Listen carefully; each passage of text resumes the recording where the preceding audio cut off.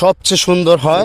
এই যে অস্থায়ীভাবে পলিথিন দেওয়া হয়েছে, আমার মনে হয় আমার হাতের বাড়ি ছিঁড়ে যাওয়ার সম্ভাবনা, কারণ টেকসই না এটা। আসসালামু আলাইকুম প্রিয় দর্শক, বরাবরের মতো চলে আসলাম কৃষকের মাঠে। আজকের মূল উদ্দেশ্য হলো মর্মান্তিক শিশুর দুর্ঘটনা। এভাবে কত জোরে যাবে শিশুদের প্রাণ। আমার কাছে একটি দেখছেন নলকূপ। এই জমিতে চাষবাস করার জন্য সময় উপযোগীভাবে পানি দেওয়া হয়, ফলন যাতে ভালো আসে।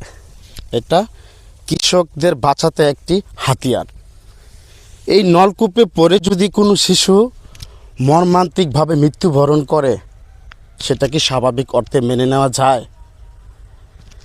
গতকাল বুধবার 10 ডিসেম্বর 2025 খ্রিস্টাব্দ বেলা 1টার দিকে, ঠিক সূর্য মাথার উপরে মায়ের পিছু পিছু হেঁটে যাচ্ছিল 2 বছরের শিশু। এখন পর্যন্ত এই নলকূপের ভিতরে রয়েছে, প্রায় নলকূপের গভীরতা 40 ফিট। ঘটনাটি ঘটেছে রাজশাহী পাঁচচন্দন ইউনিয়নের কোয়েলহাট গ্রামের তাহের মিয়ার পরিত্যক্ত এই নলকূপে ফায়ার সার্ভিস তাদের অভিযান অব্যাহত এখন পর্যন্ত রেখেছে। দর্শক, এখন বেলা প্রায় 11টা। যদি বেলা শেষে দুপুর পৌঁছায়, 24 ঘন্টা ওভার হয়ে যাবে। সে জীবিত আছে কিংবা মৃত। আজকে আমার যে ভিডিওটি রয়েছে জনসচেতনমূলক পোস্ট হিসাবে সবাই শেয়ার করে দিবেন। এই যে নলকূপটি রয়েছে, এরকম মর্মান্তিক ঘটনা ঘটেছিল 2014 সালে সেম ডিসেম্বর মাসেই, 26শে ডিসেম্বর। বাংলাদেশ রাজধানী ঢাকা শহরের শাহজাহানপুর একটি নলকূপে 4 বছরের জাহিদ নামক একটি শিশু এই নলকূপে পড়েছিল। প্রায় 23 ঘন্টা দমকল বাহিনী অভিযান চালানোর পরও ব্যর্থ হয়ে তারা চলে যায়। এলাকাবাসী মিলে আবার অভিযান শুরু করে সে শিশুকে হসপিটাল নিয়ে যাওয়ার পর কর্তব্যরত চিকিৎসক তাকে মৃত্যু ঘোষণা করে। 2014 সালের ঘটনা। এভাবে আর কত প্রাণ যাবে এই নলকূপে পড়ে। এই যে নলকূপ, এই নলকূপে পড়ে প্রায় অনেক শিশু মারা যাচ্ছে। এখানে শুধু শিশু যে পড়বে তা না, এটা কয় ইঞ্চি নলকূপ বলা হয় এটাকে? প্রায় তো মনে হয় 8 ইঞ্চি নাকি? 8 ইঞ্চি না? এই 8 ইঞ্চি নলকূপে কিন্তু গতকাল বুধবার যে রাজশাহীতে যে শিশুটি পড়েছে, প্রায় 40 ফিট গভীরতা, এই 8 ইঞ্চি নলকূপেই মার সাথে হাঁটাহাঁটি করতেছিলেন। এক পর্যায়ে এই পরিত্যক্ত নলকূপের উপরে খেয়ারগুটা রাখা ছিল, মাও বুঝতে পারে নাই। হ্যাঁ, এটা যে নলকূপ তাহের আলী নামক যে লোক, ওনারই ছিল। দেখেন খুব সুন্দর করে এটা পলিথিন দিয়ে ঢেকে রাখা হয়েছে। আপনারা যারা এই নলকূপ কাজের বশতই এখানে সেখানে বসায়, তাদের উদ্দেশ্যে কি বলতে চান?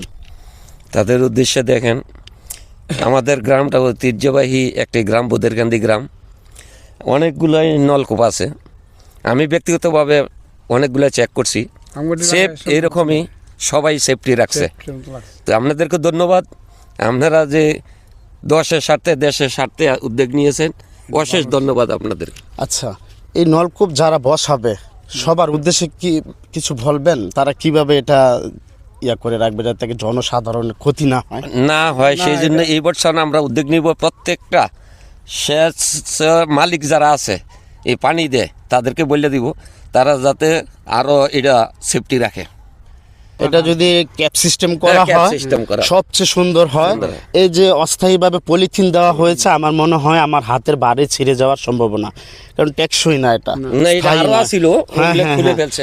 আমরা যারা নলকূপ বসান সব জায়গায় সর্বক্ষেত্রে প্রয়োজন ছাড়া কেউ নলকূপ বসান না।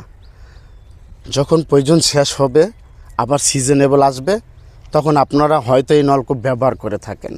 কিন্তু যখন ব্যবহার করবেন না, এমন কিছু দিয়ে এটা ক্যাপ বসাবেন যাতে করে এটা ভেঙে না যায়, ক্ষতিগ্রস্ত না হয়, বৃষ্টি বাদলে রোদে বৃষ্টিতে পুড়ে যেন নষ্ট না হয়। এই যে পলিথিন দিয়ে ডেকে দিয়েছেন, ভালো করেছেন, কিন্তু এটা কিন্তু স্থায়ী নয়। হ্যাঁ, আমি ওই দিন এসেছিলাম ভিডিও করতে এখানে, কিন্তু ওই দিন একটা ছেলে এইভাবে মাটি দিয়ে এটাকে করতেছে। আমি বলছিলাম যে এটাকে তুমি কেন করতেছো? ঢোলের মতো আওয়াজ হয়, শব্দ হয়। তাই আজকে যদি ক্যাপ বসানো হতো এখানে, তাহলে কিন্তু বাচ্চাটা এটা করার কোনো সুযোগই পেত না। প্রিয় দর্শক, জনসচেতন পোস্ট হিসাবে সবাই শেয়ার করে দিবেন। আসসালামু আলাইকুম।